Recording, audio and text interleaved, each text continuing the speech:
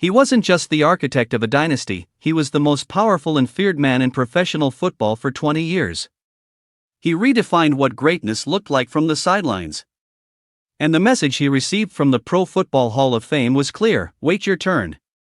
Welcome to the most bewildering, the most stunning, and the most utterly preposterous sports story of the year. The news hit like a blindside sack. Bill Belichick, the man with 6 Super Bowl rings as a head coach, 2 more as a defensive genius, and a record of dominance that may never be touched, was told he fell short of the 40 votes needed for first-ballot enshrinement. His reaction, reported by those close to him, was one of pure disbelief. 6 Super Bowls isn't enough, and what does a guy have to do? He believed, as one source put it, that politics kept him out. And what were those politics?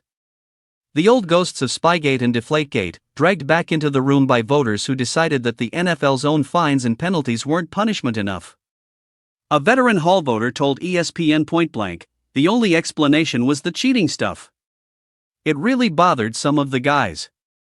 The report specifically named Hall of Famer and former rival executive Bill Polian as suggesting Belichick should wait a year as penance.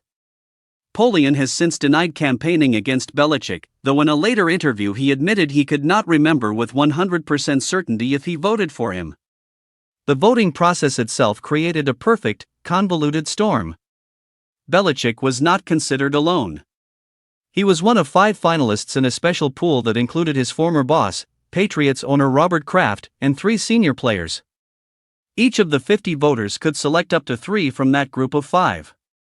So, a voter who passionately wanted to support a senior candidate like Roger Craig or L.C. Greenwood might have assumed Belichick was a lock and left him off their ballot.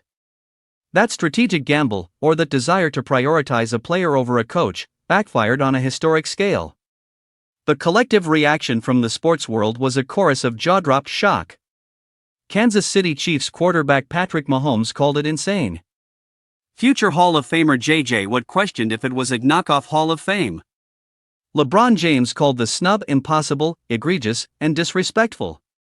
Even longtime Hall of Fame voter Peter King could only muster a stunned expletive followed by, "I'm very, very surprised." So here we are. The man who built the standard has been told the standard doesn't apply to him.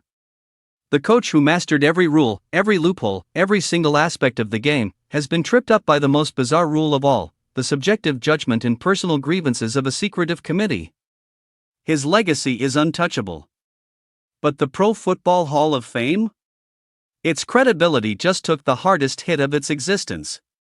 They didn't just reject a coach. They rejected the very definition of a first-ballot legend.